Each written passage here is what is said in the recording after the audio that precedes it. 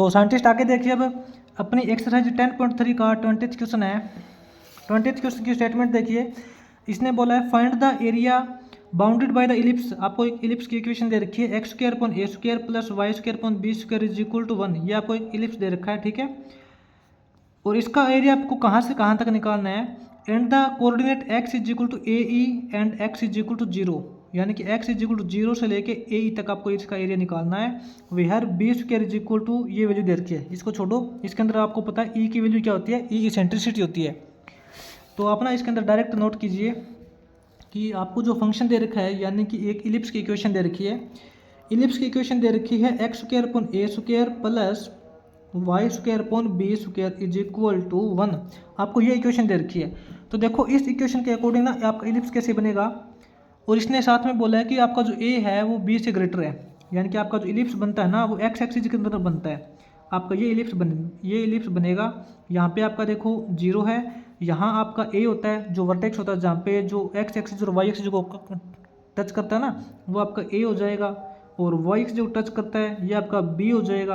आपको अच्छे से पता है। और इसके जो फोकस पॉइंट होते हैं साइंटिस्ट, इसके फोकस पॉइंट होते हैं ए इंटू ई। ए तो आपका ये हो जाएगा, वर्टेक्स जो दे रखा है ई होता है इसके अंदर इसेंट्रिसिटी, ठीक है। फिर भी आपकी नॉलेज के लिए आपको बता देता हूँ, ई की वैल्यू जो इसेंट्रिसिटी है वो आपकी क्या होती है, रूट के अंदर A square minus B square upon A होता है। वैसे इसका इसके अंदर यूज तो नहीं होगा, वैसे मैंने आपको बता दिया ताकि आपका जो टॉपिक थोड़ा सा क्लियर हो जाए, ठीक है। अब इसका जो ये आपको एरिया निकालना है, कहाँ से कहाँ तक निकालना है, इसने बोला है कि x is equal to 0। X is equal to 0 का मतलब ऐसी लाइन जिसके अंदर x 0 हो, ये लाइन है आपकी जहाँ पे x आपका 0 है। और x is equal to A E, X is equal to A E का मतलब है कि ऐसी लाइन जहाँ पे x की वैल्यू ए ई हो, x की वैल्यू a इंटू ई, ये तो आपकी फोकस होता है। यानी कि यहाँ से लेके यहाँ तक ये जो आपका पार्ट बन रहा है ना, इसका आपको एरिया निकालना है। लेकिन साथ में जितना पार्ट इधर है उतना ही इधर है, ये भी आपको एरिया निकालना है। इसने आपको ये नहीं बोला कि फर्स्ट क्वाड्रेंट के अंदर निकालिए, ठीक है। ए ई का मतलब तो यहाँ से लेकर यहाँ तक भी होगा, आपको साथ में ये भी एरिया निकालना पड़ेगा, ठीक है। तो इसका एरिया कैसे निकालेंगे, अब देखो आपको लिमिट दे रखी है x की, x कहाँ से कहाँ तक चेंज होता है। अगर इसका देखें तो x आपका 0 से ए ई चेंज होता है, अगर इधर वाले का देखें तो माइनस ए ई से 0 तक चेंज होता है, ठीक है। x की लिमिट पुट करोगे तो आपको जो फंक्शन है वो भी x वाला बनाना पड़ेगा। तो कंप्लीट फंक्शन को x वाला कैसे बनाएंगे, यहाँ से आपका देखो जो Y square upon B square इसको अलग करेंगे तो आपके पास क्या हो जाएगा, 1 minus X square upon A square हो जाएगा, सिंपल बात है ना। तो एक बार देखो सोल्व करके, Y square upon B square जो आपका है वो हो जाएगा, इस तरफ ए स्क्वायर एलसीएम आ जाएगा, तो यहाँ पे अपने पास ए स्क्वायर माइनस एक्स स्क्वायर हो जाएगा। यहाँ से जब हम वाई स्क्वायर की वैल्यू देखेंगे, वाई स्क्वायर की वैल्यू देखेंगे तो ये जो बी स्क्वायर है ये इसकी तरफ मल्टीप्लाई में चला जाएगा, ये इसके इस तरफ बी स्क्वायर मल्टीप्लाई में चला जाएगा, और ये ए स्क्वायर इसके नीचे पहले से दे रखा है, ठीक है।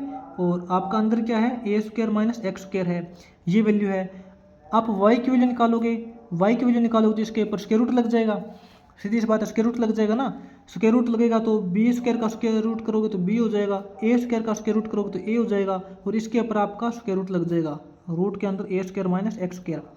अब देखो ये आपका फंक्शन बनेगा, इसका आपको इंटीग्रेशन करना है। लेकिन कई स्टूडेंट यहाँ पे मिस्टेक पता क्या करते हैं, वो ऐसा सोचते हैं कि देखो आपका जो एरिया दे रखा है वो एक्स एक्सिस से ऊपर की तरफ दे रखा है। तो मैंने आपको बोला था कि एक्स एक्सिस से जो नीचे की तरफ एरिया होता है उसको तो आपको नेगेटिव में लेना होता है, लेकिन एक्स एक्सिस से ऊपर की तरफ एरिया होता है उसको आपको पॉजिटिव में लेना होता है। यानी कि यहाँ से लेकर यहाँ तक जब आपका कंप्लीट एरिया निकालोगे ना तो कंप्लीट को आपको पॉजिटिव ही लेना पड़ेगा।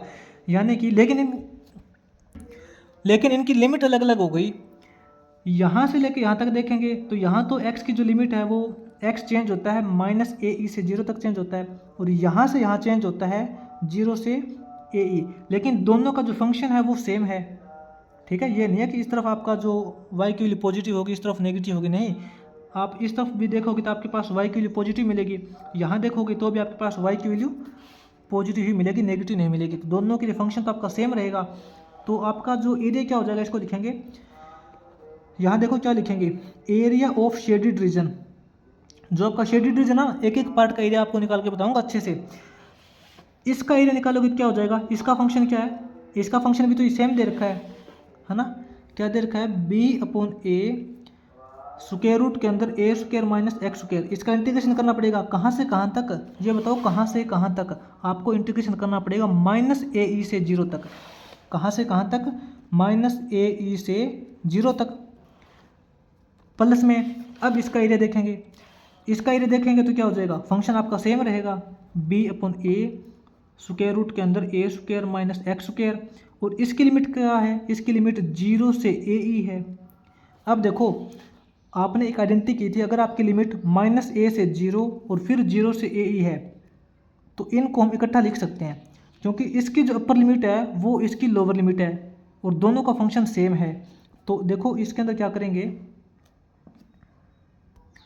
इन दोनों की इकट्ठी लिमिट लिख सकते हैं। इकट्ठी लिमिट कहाँ से कहाँ तक लिखेंगे, देखो इकट्ठी लिमिट इसकी लिखेंगे माइनस ए ई से ए ई तक, क्योंकि आपको पता है ना अपने एक्सरसाइज 10.2 की थी तो आपको मैंने बताया था कि जब कोई फंक्शन की लिमिट देखो ए से सी करते हैं फंक्शन आपका सेम रहता है, प्लस में लिमिट सी से बी हो जाती है फंक्शन आपका सेम रहता है। तो आप देखो ए से सी, इसकी जो अपर लिमिट है वो इसकी लोअर लिमिट है, तो सी से बी आप इसकी इकट्ठी लिमिट लिख सकते हो ए से बी। तो इसकी जो इकट्ठी लिमिट लिखी जाएगी माइनस ए ई से ए ई तक लिखी जाएगी, माइनस ए ई से ए ई तक लिखी जाएगी, और फंक्शन आपका सेम रहेगा, फंक्शन आपका सेम रहेगा B upon A square root के अंदर A square minus X square.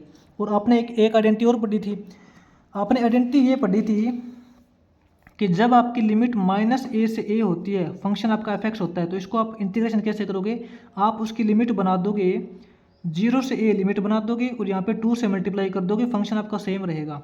ठीक है, ये देखो यहाँ भी आपकी लिमिट क्या है, माइनस से प्लस ए दे रखी है, तो इसकी जो लिमिट है वो तो हम जीरो से ए ई बना देंगे, इस फंक्शन को 2 से मल्टीप्लाई कर देंगे, फंक्शन आपका सेम रहेगा B upon A square root के अंदर A square minus X square. बस आपको इसका ही इंटीग्रेशन करना है, ठीक है, वो इसका एरिया आ जाएगा। तो इसको थोड़ा सा ध्यान से नोट कर लेना और नेक्स्ट पेज पे चलते हैं।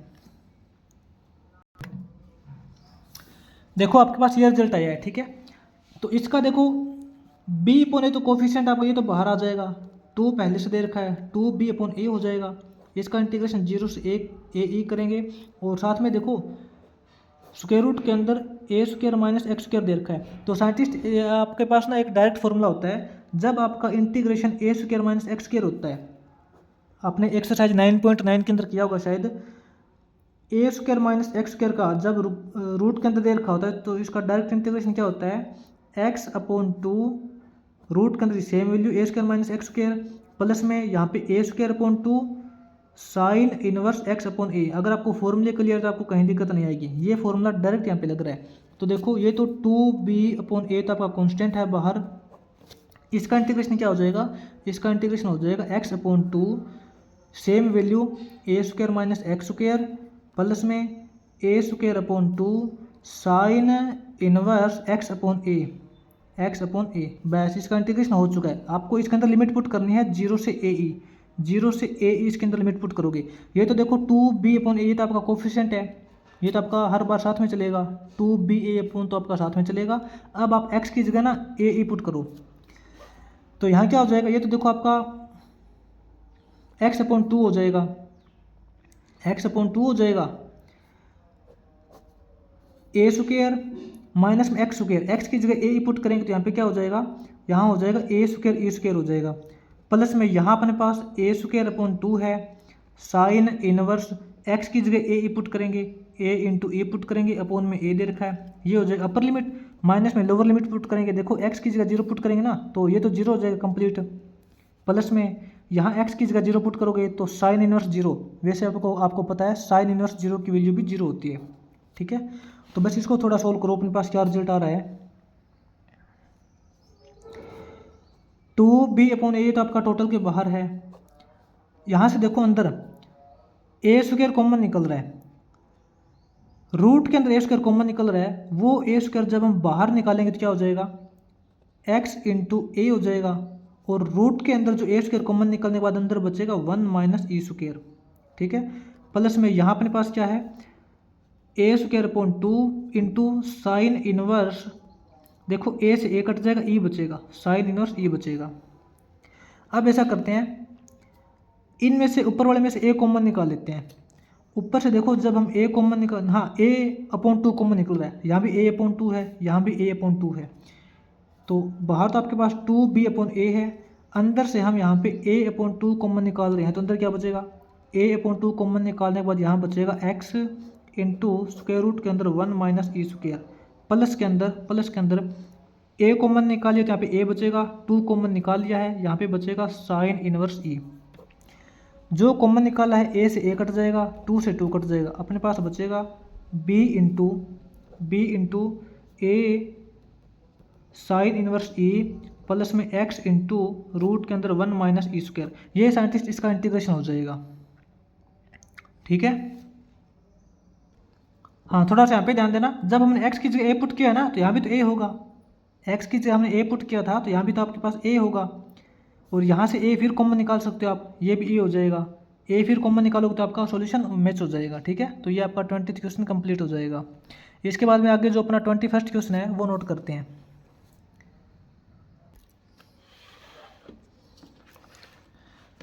आगे साइंटिस्ट इसका जो 21st क्वेश्चन है ना वो इसके अंदर कर लेते हैं, बिल्कुल छोटा सा है।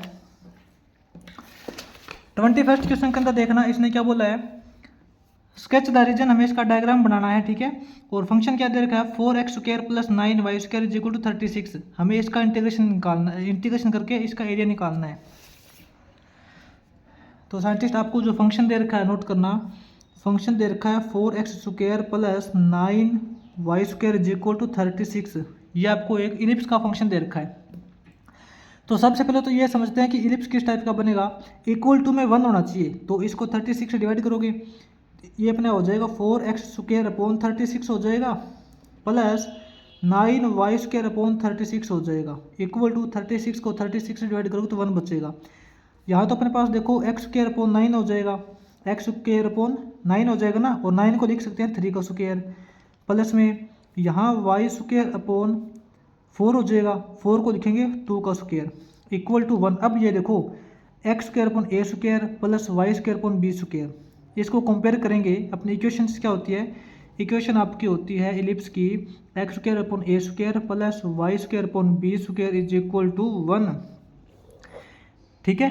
x के नीचे बड़ी वैल्यू है तो आपके जो इलिप्स बनेगा वो x एक्सिस के अंदर बनेगा, आपको पता है, ठीक है। ये आपकी x एक्सिस होती है, ये आपकी y एक्सिस होती है। आपका जो इलिप्स है ये है, इसके अंदर जो ये तक आपको 0 हो जाएगा कोऑर्डिनेट ओरिजिन, ये आपका वर्टेक्स हो जाएगा, वर्टेक्स क्या हो जाएगा a इंटू 0, ये आपका माइनस a 0 हो जाएगा, ये आपका x के अंदर 0 है लेकिन y के अंदर b है, ये आपका x के अंदर 0 है y के अंदर माइनस b है। तो a और b की वैल्यू क्या है, a और b की वैल्यू है 3 और 2, तो ये आपका जो वर्टेक्स है ना वो आपका 3 0 हो जाएगा, ये आपका 0 2 हो जाएगा, ये आपका -3 0 और ये आपका 0 -2, ठीक है। आपको इस कंप्लीट का एरिया निकालना है, इसने ऐसा नहीं बोला कि किसी एक क्वाड्रेंट का एरिया निकालना है, ठीक है। इसको ना आपको कंप्लीट इलिप्स का एरिया निकालना है, यानी कि x² upon a² plus y² upon b² is equal to 1, इस कंप्लीट का एरिया निकालना है। तो साइंटिस्ट इस कंप्लीट का एरिया मैंने आपको निकाल के बताया था क्वेश्चन नंबर 19 के अंदर, ठीक है। इलिप्स का एरिया कैसे निकालते हैं, इसका एरिया हमने क्वेश्चन नंबर 19 के अंदर किया था, अगर आपने नहीं किया तो वो वीडियो जाके आप देख सकते हो। तो इलिप्स का एरिया कैसे निकालते हैं वो मैंने आपको वहाँ पे निकाल के बता रखा है, बस आपको यहाँ पे a और b की वैल्यू a और b की वैल्यू पुट करनी है, तो आपका इसका एरिया आ जाएगा कंप्लीट का। वैसे एरिया ऑफ इलिप्स क्या होता है, area of ellipse complete area ellipse का क्या होता है, वो होता है आपका a b इंटू पाई, जो कि हमने क्वेश्चन नंबर 19 के अंदर किया था, ठीक है। तो यहाँ पे आपको a और b की वैल्यू पुट करनी है, a और b की वैल्यू ये है, a की वैल्यू 3 है, 3 इंटू b की वैल्यू 2 है इंटू पाई, 3 टू 6 आपके पास हो जाएगा 6 पाई स्क्वायर यूनिट, इसका एरिया आ जाएगा, ठीक है। तो साइंटिस्ट ये आपका जो क्वेश्चन नंबर 21 है वो भी फर्स्ट कंप्लीट हो जाएगा। इसी के साथ आपका जो चैप्टर नंबर 10 है वो भी कंप्लीट हो जाएगा। इसके बाद में कल हम चैप्टर नंबर 1 स्टार्ट करेंगे, चैप्टर नंबर 11 वो स्टार्ट करेंगे।